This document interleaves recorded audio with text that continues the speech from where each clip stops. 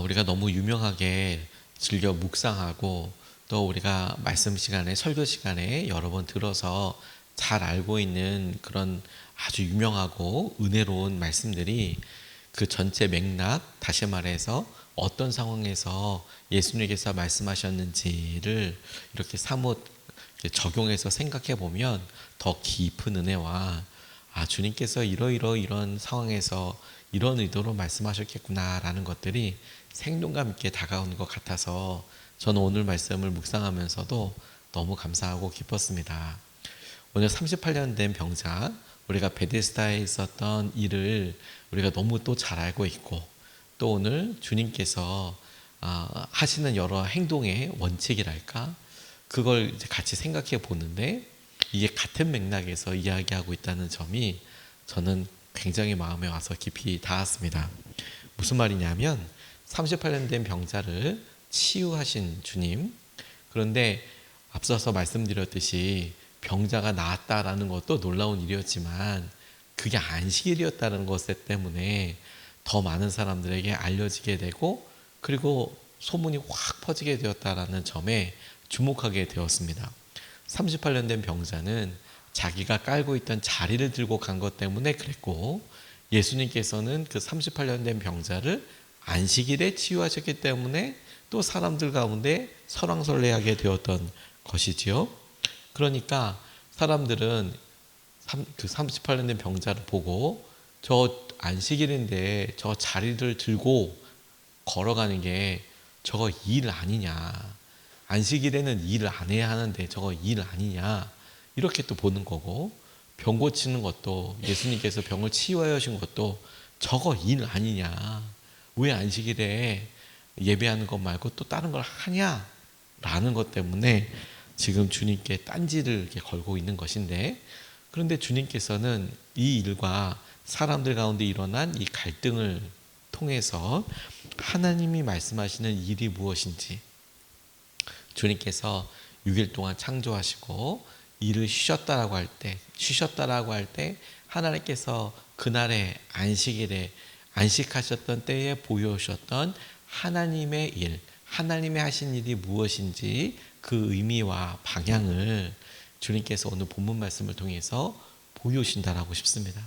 아버지께서 일하니 나도 일한다 라고 이렇게 말씀하셨던 주님이 아버지의 일은 뭐냐, 아버지께서 하시는 것은 뭐냐 라고 하셨을 때, 단순히 우리가 어떤 물리적인 노동을 하냐, 경제적인 이윤을 창출하냐, 돈 되는 일을 했냐, 그거 일이다, 이런 율법적인 구체적인 어떤 내용들을 가지고 평가 판단하는 것이 아니라 그 마음 안에 아버지께서 그럼 안식하셨을 때 아무것도 안 한 거냐, 오히려 온 창조의 여러 결과들과 과정들 가운데 하나님께서 하신 여러 일들을 스스로 바라보고 만족하시고, 그리고 여전히 하나님께서 하시는 일들을 어디에 중심 두어야 하는지를 말씀하고 계시는 일인데, 그래서 주님께서도 딱 그렇게 아버지께서 하신 일의 방법대로 하신다라는 것을 오늘 요한복음 5장 19절 20절 말씀에서 이야기하신다라고 싶어요. 첫 번째로 주목하고 싶은 것은 보는 대로 따라하기입니다. 오늘 예수님이 하시면 우리도 한다, 주님은 어떻게 하시나를 가만 살펴보면 주님은 아버지께서 하시는 것을 가만히 보고 아버지가 하시는 대로 따라했다라고 스스로 밝히고 계세요. 요한복음 5장 19절 말씀 보면 예수께서 그들에게 말씀하셨다. 내가 진정으로 너희에게 말한다. 아들은 아버지께서 하시는 것을 보는 대로 따라할 뿐이요 아무것도 마음대로 할 수 없다. 아버지께서 하시는 일은 무엇이든지 아들도 그대로 한다라고 이렇게 나와 있습니다. 주님께서 행동하실 때 하나님 아버지를 주목하시는 것에서 시작하고 계세요. 일을 한다, 일이 무엇이냐라고 이야기할 때 주님은 그 일 자체에 대한 설명, 그래서 이런 것이 일이다라고 정의하시기보다 아버지께서 일하신다라고 할 때 본인이 그 아버지가 하시는 행동과 그 일 자체가 기준이라는 사실을 이야기하고 계세요. 그러니까 주님은 아버지가 하시는 일을 잘 살펴보고 주님께서 어떤 일을, 아버지께서 어떤 일을 하시는지를 본 대로 한다는 겁니다. 안식일에도 혹은 평일에도 아버지께서는 어떤 일을 하시지 그 아버지께서 하시는 그 일을 따라서 하겠다라는 거예요. 그게 원칙이죠. 그러니까 첫째 날부터 6일까지 아버지께서는 뭘 하셨나, 하나님께서는 어떤 일을 하셨나, 그리고 안식일 때에도 하나님께서는 뭘 하셨나, 쉬셨다라고 이야기할 때 그걸 아무것도 안 하는 걸로 할 것이냐, 이게 아니라 주님은 그것을 아버지가 하시는 대로 따라하는 것, 하나님께서 그때 하셨던 여러 일들이 뭐고 다 구체적으로 설명할 수도 없을 뿐더러 전달도 안 되겠지요. 그런데 예수님은 기가 막히게 이걸 딱 한 문장으로 설명하셨어요. 우리에게 하나님이 하신 그 안식이 어떤 의미인지 날마다 새겨질 터이지만 오늘 우리에게 이 안식과 혹은 하나님께서 우리에게 하시는 여러 일들의 원칙은 분명하다. 아버지가 하시는 것을 보고 우리는 따라하는 것이다. 그게 기쁨이라면, 그게 쉼이라면, 그게 어떤 노력이라면, 그게 어떤 찬양과 그게 어떤 만족이라면 오늘 아버지께서 하시는 일을 우리도 하는 것이다 라고 예수님께서 말씀하고 계시는 것이죠. 이 일에 분명한 기준을 가지고 계셔서 아무것도 마음대로 하지 않으시고 오직 하나님 아버지께서 보여주시고 이끄시는 대로 행한다, 이렇게 이야기하고 계시는 겁니다. 저는 이것이 주님이야말로, 예수님이야말로 나는 죽고 아버지로 사는 삶, 우리는 나는 죽고 예수님으로 사는 삶 이야기하지만 예수님 스스로가 당신의 의지는 없고 아버지께서, 하나님 아버지께서 하시는 삶을 이렇게 보여주셨다라고 싶어요. 내 뜻이 아니라 난 아버지 뜻대로 행한다. 아버지께서 행하시는 일을, 하시고자 하시는 일에 순종하는 거. 안식일은 아무것도 하지 않는 일이 아니라, 날이 아니라 하나님의 일을 주목하는 거. 저는 여기에 오늘 우리의 마음의 도전을 삼을 수 있으면 좋겠다고 싶습니다. 오늘 우리가 열심을 내고 또 하고 싶은 여러 기도 제목들의 원칙을 가만히 생각해 보는 거죠.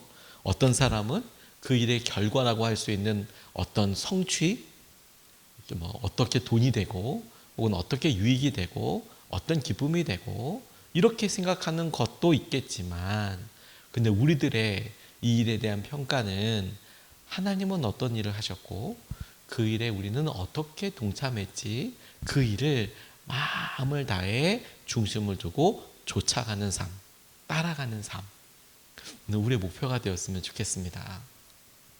에버랜드의 코시기 이야기가 많은 사람들한테 엄청 회자가 됐었는데, 코끼리는 구강 구조상 말을 할 수 없음에도 불구하고 얘가 말을 하기 시작한 것 때문에 해외 토픽에도 나고 해외에서도 여러 사육사들이 그리고 언어학자들이 우리나라에 와서 코시기를 보게 되는 일이 있었답니다. 코끼리입니다. 코끼리. 코끼리 코가 길고 그리고 입안 구조도 상안과 있고, 그러니까 치아 구조도 구강 배열이 사람과 완전 다르지 않습니까? 근데 소리를 낸다라고 하는 게 굉장히 생경한데 실제로 그렇게 소리를 내는 걸 보니까 코시기가 입 안에 자기 코를 넣어서, 코끼리니까 입 안에 넣어서 소리를 내는 거예요. 소리를 이렇게 훅 내면서 이야기하는데 그 단어가 좋아라는 단어예요. 좋아, 좋아. 코시기 좋아, 좋아. 코시기 좋아, 좋아. 이렇게 이야기하는 거예요. 그래서 어떻게 이런 일이 일어날까 보니까 사육사가 갈 때마다 코시기를 만날 때마다 어렸을 때부터 코시기 좋아, 오늘 좋아. 이 김갑수라는, 김종갑 사육사라는 분이 이렇게 코시기를 어렸을 때부터 만날 때마다 코시기 좋아, 오늘도 좋아 계속 물어봤다는 거예요. 그런데 이 코시기도 어떻게든 사육사한테 말을 하고 싶었나 봐요. 자기의 감정과 자기의 마음을 표현하고 싶었나 봅니다. 그러니까 이 김종갑 사육사가 퇴근하고 나면 계속 그걸로 연습을 한 거예요. 자기 입안에 코를 넣어서 코끼리가 소리를 후 내면서 좋아, 좋아에 가까운 소리를 연습한 거예요. 연습한 거예요. 감정 소통을 하고 싶어서. 나 좋아. 좋아? 라고 묻는데 그게 코시기가 어떤 건지 분명히 알아들은 거잖아요. 그러니까 나도 좋아 라는 말을 해주고 싶어서 그렇게 연습했다는 거예요. 독일의 언어학자이면서 오스트리아 언어학자들이 막 찾아와서 2년 동안 연구한 후에 이걸 과학 저널에 실었답니다. 감정 소통을 하고 싶어서 노력하게 됐고 그래서 말까지 하게 됐다라는 점이 너무 놀랍게 퍼진 거죠. 저는 그 이야기를 보고 하나님과 우리와도 딱 그런 은혜, 우리에게 그런 마음이 있겠다라는 좋은 도전으로 삼았습니다.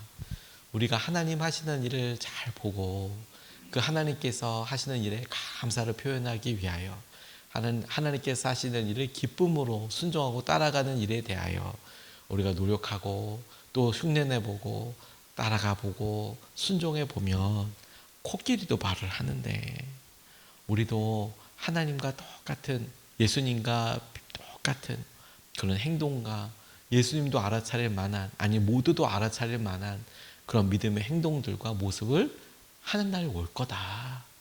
우리가 그런 기쁨과 목표를 가지고 오늘 예수님을 닮아가는 일에 마음을 다하였으면 좋겠습니다. 두 번째로 주목하고 싶은 것은 하나님의 사랑하심을 의지하는 것입니다. 하나님의 우리를 사랑하시는 것을 하나님의 사랑하심 의지하기. 20절 말씀을 보면 아버지께서는 아들을 사랑하셔서 하시는 일을 모두 아들에게 보여주시기 때문이다. 또한 이보다 더 큰 일들을 아들에게 보여주셔서 우리를 놀라게 하실 것이다 라고 이야기하면서 뒤에 생명의 어떤 일들을 쭉 설명합니다. 이 부분은 내일 본문과 같이 설명하게 될 텐데 오늘 주목하고 싶은 것은 우리는 그래 아버지께서 어떤 일을 하시는지 우리가 살펴보고 그대로 따라한다. 원칙을 정했더라도 우리 삶에 많은 분들이 질문하게 되는 게 뭐냐면 오늘 우리 앞에 당장 급한 일, 우리가 필요한 일은 이것인데 아버지께서 하시는 일, 그 일을 그대로 따라하면 지금 우리에게 급한 일 혹은 필요하다고 생각하는 일은 안 하냐. 그러면 아버지께서 하시는 일만 보고 사냐. 이런 질문들을 많이 하게 되시더라고요.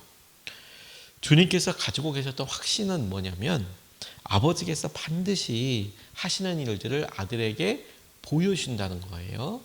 그러면 우리도 모르게 보여주신다고 쳐. 그런데 우리가 봤을 때 우리가 정한 우선순위와 그리고 우리가 꼭 필요하다고 생각하는 일들이 있을 터인데 그런 아버지께서 보여주시나? 안 보여주시는 것 같은데 라고 생각하는 우리에게 주님은 어떻게 그런 확신을 갖고 계셨나가 오늘 본문에 등장한다는 거예요.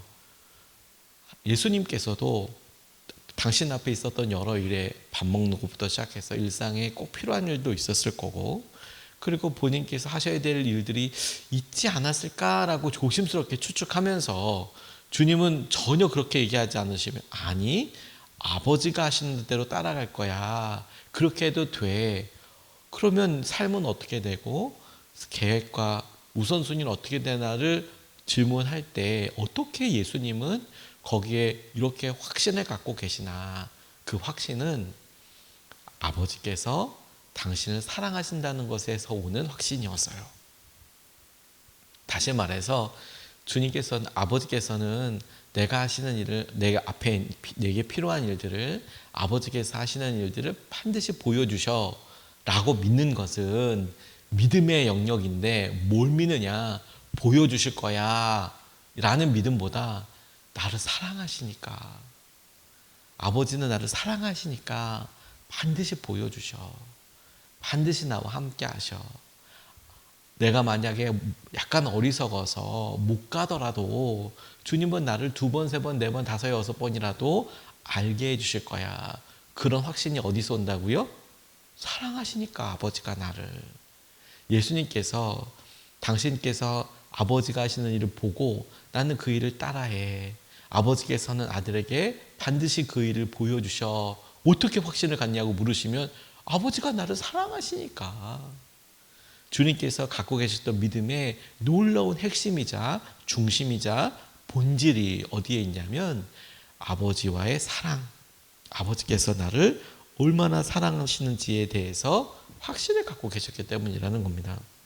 사랑하시는 아버지는 당신께서 하시는 일을 보여주실 뿐만 아니라 더 큰 일을 보여주시고 또 더 놀라운 일도 하게 하신다라는 것에 하나님께서, 예수님께서 분명한 확신을 갖고 계시는 것이죠. 우리도 여러분, 오늘 우리의 마음의 중심과 우리가 의지할 반석을 주님이 우리를 사랑하시는 것에 두었으면 좋겠습니다. 우리가 기도하면 이 일이 우리에게 진짜 급한데, 혹은 이게 우리가 참 간절한데, 이런 것들이 있습니다. 분명히 있죠. 근데 주님께서는 때로 당신이 먼저 이거다라고 보여주시는 일들과 우리의 삶에 우리는 설명할 수 없는 과정들을 겪게 하시는 경우들이 있죠. 그럴 때 우리의 마음이 혹 흔들린다면 그 부분은 내가 하나님의 뜻을 정확하게 몰라서 그래 라기보다 내가 하나님에 대한 사랑에 흔들리고 있는 거야. 하나님이 나를 사랑하시니까.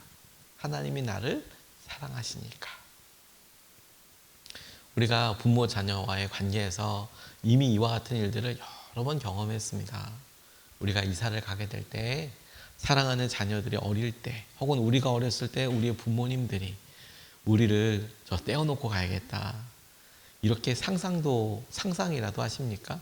오히려 너 어디로 와라, 어떻게 해야 된다, 어디다, 미리 이사 갈지 가보기도 하고 이렇다라고 두 번, 세 번 이야기하지 않으세요? 그런데 거꾸로 자녀가 우리 엄마가, 우리 아빠가 나를 떼어놓고 이사 가려나 보다, 이런 생각을 하면, 그러면 부모가 뭘 하는지에 대한 확신이 없는 게 아니라 사랑에 대해서, 부모 자녀 사이의 신뢰에 대해서 지금 문제가 생긴 거잖아요. 당연히 그럴 일이 없죠, 여러분.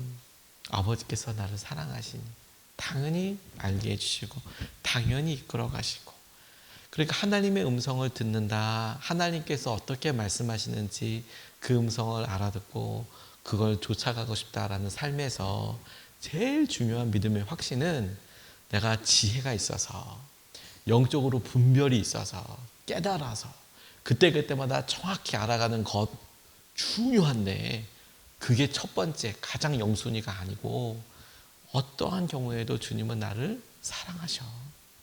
나를 엄청 사랑하셔. 그러니까 날 혼자 내두실 리가 없어.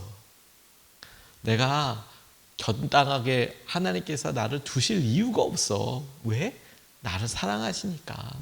하나님 나를 사랑하시니까. 나를 가만히 두실 리가 없어. 그게 중심이라니까요. 오늘도 우리에게 딱 그와 같은 일이라고 싶어요. 하나님께서 나를 사랑하시는 것에 대해서. 권혜생이라는 어느 분이 이런 이야기를 하나 남기셨는데, 드라마 이야기입니다. 드라마를 보고 본인 책에다가 그 드라마를 이렇게 인용해 놨는데, 알츠하이머 병에 걸린 여인이 나오는 드라마인데, 그녀가 젊어서 남편을 잃고 혼자 아이를 이렇게 키웠다는 거예요. 성인이 된 아들이 오히려 그녀에게 대해서 되게 대면대면 하더래요. 어린 시절 아버지 없이 지냈던 아들이 혼자 골목에서 공을 가지고 놀다가 그만 자동차 사고를 당했는데, 다리를 다친 아들은 장애인이 된 거예요. 계속 다리를 절게 됐어요. 어머니는 마음이 아팠지만 오히려 아들을 냉정하게 대했고 아들을 강하게 키웠다는 거예요. 일어나! 어떻게 할까? 그렇게 무너져 있으면 어떡해? 이렇게 얘기도 하고, 아들은 그런 어머니에게 나이가 들어도 정이 가지 않더래요. 근데 어느 날 비가 오는데 일을 하고 있던 중에 알츠하이머 병으로 병원 입원한 어머니가 병실에서 사라졌다는 연락을 받은 거예요. 놀란 아들이 얼른 이제 가서 어머니를 찾아서 헤매는데, 어머니가 글쎄 병원 한 귀퉁이에서 빗자루로 눈을 쓸고 있더라는 거예요. 그래서 아들이 어머니에게 도대체 뭐 하시냐고 따졌는데, 어머니가 아들도 못 알아보는 거예요, 이제 알츠하이머니까. 근데 오히려 어머니가 미소를 띠면서 자기에게 말을 걸어오는 이 아저씨한테 우리 아들 넘어지지 않도록 눈을 쓸고 있어요, 이렇게 이야기하더라는 거예요. 그러고 나니까 아들이 생각났답니다. 이제 어머니가 없어졌다고 그래서 막 헐레부터 따가와서 어머니를 보자마자 뭐 하고 있냐고 따지듯 물은 건데, 그 어머니 눈에는 이 아들이 아들로 안 보이는 거예요. 그래서 이 왜 낯선 아저씨한테 말해주기를 우리 아들 넘어지지 않도록 눈 쓸고 있다고, 눈이 오니까. 그러고 나서 아들이 뭘 생각해냈냐면 추운 겨울 학교에 갈 때마다 이상하게 집 앞에 눈이 깨끗하게 치워져 있었다라는 거예요. 자기가 다리가 불편하고 저니까. 그러니까 가야 되는데 이상하게 자기네 집 앞에는 눈이 항상 깨끗하게 치워져 있더라는 거예요. 아들은 자신을 알아보지 못하는 어머니에게 이렇게 해도 아들은 어머니가 자기를 위해 눈 치우는 줄 몰라요, 이렇게 말을 했다는 거예요. 근데 어머니가 대답하기를 괜찮아요, 우리 아들이 넘어지지 않으면 돼요, 이렇게 오히려 이야기를 하더라는 거예요. 괜찮아요, 우리 아들이 넘어지지만 않으면 돼요. 나이가 많이 들어서 뒤늦게 어머니의 마음을 마주하게 된 아들 이야기인데, 사랑은 변하지 않죠, 여러분. 우리는 연약해서 실수할 수 있지만 우리도 사랑은 변하지 않지 않습니까? 하나님은 실수 없으시고 하나님 사랑은 변함도 없으시고 우리를 늘 이끌어 가세요.